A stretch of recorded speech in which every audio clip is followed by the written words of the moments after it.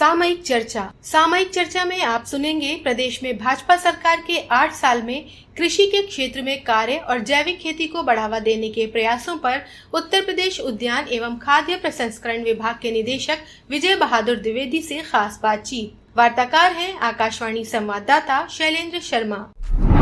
उत्तर प्रदेश में मुख्यमंत्री योगी आदित्यनाथ के नेतृत्व वाली भाजपा सरकार ने 8 साल पूरे कर लिए हैं। इन 8 सालों में खेती किसानी पर सरकार ने विशेष ध्यान दिया है, जिसका परिणाम है कि कृषि विकास दर 13.5% से अधिक रिकॉर्ड की गई है। इससे प्रदेश के जीडीपी में 28% की बढ़ोतरी हुई है। खाद्यान्न, गन्ना, आलू, इथेनॉल उत्पादन में यूपी आज अग्रणी राज्यों में शामिल है। सरकार के 8 सालों में 23 लाख हेक्टेयर अतिरिक्त इलाके में सिंचाई की सुविधा भी किसानों तक पहुंचाई गई है। इतना ही नहीं, ऑर्गेनिक खेती को लेकर भी व्यापक योजना बनाकर अब काम किया जा रहा है। सरकार के प्रयासों से कैसे यूपी में किसान अब आगे बढ़ रहे हैं, ऑर्गेनिक खेती को कैसे बढ़ावा दिया जा रहा है, आज इस विषय पर चर्चा करने के लिए हमारे साथ मौजूद हैं उत्तर प्रदेश उद्यान एवं खाद्य प्रसंस्करण विभाग के निदेशक विजय बहादुर द्विवेदी जी। सर, आपका आकाशवाणी पर स्वागत है। नमस्कार सर, प्रदेश में सरकार लगातार कृषि की दशा बदलने के प्रयास कर रही है। ऐसे में ऑर्गेनिक या जैविक खेती को लेकर पिछले 8 सालों में क्या कदम उठाए गए हैं? ये आपने बहुत अच्छा प्रश्न किया है। भारत सरकार और उत्तर प्रदेश सरकार के संयुक्त तत्वाधान में बहुत ही महत्वाकांक्षी योजनाएं तैयार की गई हैं और गोष्ठियों के माध्यम से, चौपाल के माध्यम से, आकाशवाणी, दूरदर्शन के माध्यम से जो विषय वस्तु विशेषज्ञ हैं, अधिकारी हैं विभागों की, ये लगातार गाँव में जा करके किसानों को ये प्रेरित कर रहे हैं, उनको बताने का प्रयास कर रहे हैं कि विशेष करके फलों में, सब्जियों में किसी भी प्रकार के रासायनिक दवाओं और खादों का प्रयोग उतना किया जाए जितना वैज्ञानिकों द्वारा संस्तुति की गई है। सर, जैविक खेती को लेकर सरकार के प्रयासों का जमीन पर क्या नतीजा देखने को मिला है? प्रदेश में किसानों में कितनी जागरूकता इस तरह की खेती को लेकर आई है? सरकार द्वारा ये प्रयास किया गया है, विशेष करके हमारी जो योजनाएं हैं, जैसे कृषि एकीकृत बागवानी विकास मिशन योजना है, राष्ट्रीय कृषि विकास योजना है, इन योजनाओं के माध्यम से उद्यान एवं खाद्य प्रसंस्करण विभाग गांव में जाकर के अपने लाभार्थियों को ये बताने का प्रयास कर रहा है कि दवाओं का, खादों का प्रयोग कम से कम करें। अगर कोई बीमारी लगी हुई है, कीड़ा लगा हुआ है, कीड़े के रोकथाम के लिए नीम ऑयल 5 मिलीलीटर दवा को 1 लीटर पानी में घोल बना के छिड़काव किया जाता है।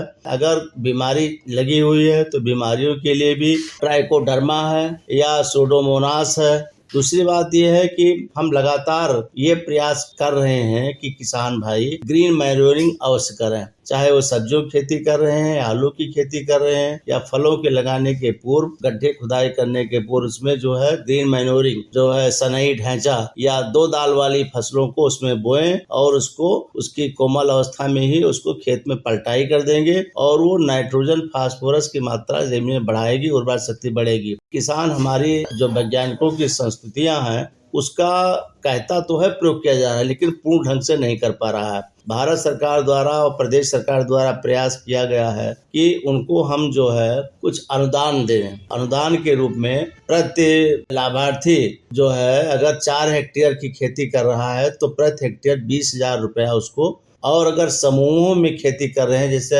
एफपीओ बनाकर 50 हेक्टेयर क्लस्टर में खेती कर रहा है तो उसको हम 5 लाख रुपए दे रहे हैं। सर, किसान बंधुओं को जैविक या ऑर्गेनिक खेती के लिए प्रोत्साहित करने और इस खेती को और विश्वस्त बनाने के लिए क्या कदम उठाए गए हैं? भारत सरकार में जो बैठकें हुई हम लोगों ने अटेंड किया, उसमें हम लोगों को यही बताया गया कि किसान बंधुओं को अभी एक नई गाइडलाइन जो जारी हुई है गवर्नमेंट ऑफ इंडिया का, उसमें तो क्लस्टर में खेती करने के लिए बहुत प्रोत्साहित किया जा रहा है और जैविक का प्रमाणीकरण भी, उसमें एक लोगो होगा, इंडिया ऑर्गेनिक लोगो लगाना पड़ेगा। कोई किसान अगर जैविक खेती कर रहा है तो ऐसे जैविक कहने मात्र से काम नहीं चलेगा, इंडिया ऑर्गेनिक लोगो होगा और जैविक है कि नहीं है। तो सरकार ने व्यवस्था की है कि इसको जो है एक प्रमाणीकरण संस्था होगा, जैसे कृषि विश्वविद्यालय में जो बायो कंट्रोल लैब है वो हमारे आचार्य नरेंद्र कृषि विश्वविद्यालय, चंद्रशेखर आजाद कृषि विश्वविद्यालय, नैनी डीम्ड एग्रीकल्चर यूनिवर्सिटी और एग्रीकल्चर डिपार्टमेंट, इनकी यहाँ बायो कंट्रोल लैब है। वहाँ किसान भाई अपना रजिस्ट्रेशन कराने के बाद में अपने प्रोडक्ट को जांच करा लेंगे और जांच कराने के बाद में ये स्थिर हो जाएगा मत कि ये ऑर्गेनिक है कि नहीं है। इसके बाद जब लोगो लग जाएगा, लोगो लगाने के बाद में जब मार्केट में प्रोडक्ट जाएगा तो उसका कीमत निश्चित रूप से 4 से 5 गुना ज्यादा मिलेगा। सर, मौजूदा समय समय में जिस तरह रासायनिक खाद के ज्यादा प्रयोग के कारण लोगों का स्वास्थ्य प्रभावित हो रहा, भूमि और उपज भी प्रभावित हो रही, जैविक खेती आखिर कितनी जरूरी हो गई है? पहले मचान पर खेती की जाती थी सब्जियों की। किसान अपने खेतों में मचान लगा करके सब्जियों की, जैसे कद्दू बर की सब्जियां, खीरा है, ककड़ी है, लौकी है, तरोई है, इसका लगाते थे। कोई खाद नहीं डालते थे, केवल गोबर की खाद और कंपोस्ट की खाद डालते थे, बढ़िया उत्पादन होता था। किसान भाई जैविक अपनाएं, तो जैविक अपनाने के लिए कम से कम एक गाय अवश्य पालना चाहिए। गाय पालने से फायदा ये होता है, एक तो दूध देती है, घर में पोषण बनेगा, लोगों का स्वास्थ्य अच्छा होगा। दूसरा, गाय का गोबर आएगा, गाय का गोबर से उसमें जो है सभी लगभग नाइट्रोजन, फास्फोरस, पोटास, कैल्शियम जितने भी तत्व होते हैं पौधों के लिए आवश्यक होते हैं, सब उसमें मिलेंगे, वो खेत में पड़ेगा। और इसके लिए सरकार उनको अनुदान भी दे रही पशुपालन विभाग द्वारा। जैविक खेती आने वाले समय के लिए, किसानों के लिए, पूरे प्रदेशवासियों के लिए ये वरदान सिद्ध होगी। लोगों का स्वास्थ्य अच्छा होगा, चाहे वो शारीरिक स्वास्थ्य हो या मानसिक स्वास्थ्य हो, और वो प्रदेश का विकास हो सकेगा। इसलिए उद्यान एवं खाद्य प्रसंस्करण विभाग के जितने हमारे जिला स्तर पर जिला उद्यान अधिकारी हैं, मंडल स्तर पर उप निदेशक उद्यान है, और हमारे जो प्रयोग एवं प्रशिक्षण केंद्र हैं, सभी को आवश्यक निर्देश प्रदान किए गए हैं कि अपने अपने जनपदों में, अपने अपने क्षेत्रों में जो सब्जी खेती करने वाले किसान हैं, फलों खेती करने वाले, फूलों के या शहद का उत्पादन करने वाले हैं, मशरूम के, सबको जैविक और ऑर्गेनिक के बारे में पूर्ण रूप से बताएं और जैविक उत्पादन कराएं, उनका प्रमाणीकरण कराएं, रजिस्ट्रेशन करा करके, और बाजार में अच्छे ढंग से बिकवा करके उनको अच्छा मूल्य भी दिलाएं, जिससे कि हमारा जो किसान है, जो हमारा लाभार्थी कृषक है, वो खुशहाल होगा। जब वो खुशहाल होगा तो प्रदेश खुशहाल होगा। सर, एक आखिरी सवाल है। प्रदेश में 9 अलग अलग कृषि क्षेत्र हैं जिसमें अलग अलग तरह से खेती की जाती है। हमने देखा कि पूर्वांचल के लिए अलग नीति बनाई गई है जैविक खेती को लेकर। बुंदेलखंड में जैसे आपने बताया कि गाय के गोबर वाली खेती को बढ़ावा दी, तो इसको लेकर किसानों में जागरूकता बढ़े, इसको लेकर क्या प्रयास किए जा रहे हैं? और जिस तरह से हमने देखा है कि पिछले 6 सालों में 10 गुना ऐसे किसानों की संख्या बढ़ी है जो जैविक खेती की तरफ अब रुख कर रहे हैं, तो ये किन नीतियों का परिणाम है? फलों के लिए योजनाएं अलग होती हैं, सब्जियों के लिए अलग होती हैं, अनुदान पैटर्न सबका अलग अलग होता है।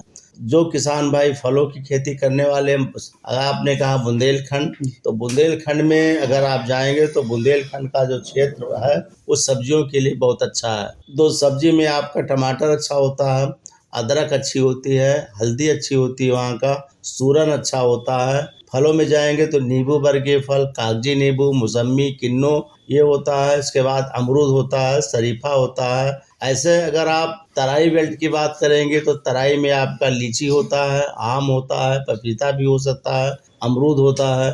और अगर आप सहारनपुर जाएंगे तो सहारनपुर में वो होता है, आड़ू होता है, नाशपाती होता है, ठीक है, खिरनी होती है, आम भी होता है और लीची भी होता है। तो विभिन्न क्षेत्रों का अपना अलग अलग है, हर क्षेत्रों में अलग अलग है। हम लोगों ने विभाग द्वारा ये प्रयास किया गया है कि जो ज़्यादा नकदी फसल के रूप में साबित अच्छी हो सकती है, जैसे स्ट्रॉबेरी की खेती है, ड्रैगन फ्रूट की खेती है, जैसे खजूर की खेती का शुरुआत अभी नहीं हुआ था, वो हम शुरू कर रहे हैं, एवोकाडो की खेती कर रहे हैं। तो प्रयास ये किया जा रहा है कि जो बहुत सारे हजारों फसलें हैं, तो वो फसलें जो हमारे किसानों के लिए उपयुक्त हों, जिससे कम समय में कम लागत में उनको ज़्यादा फायदा मिल पाए।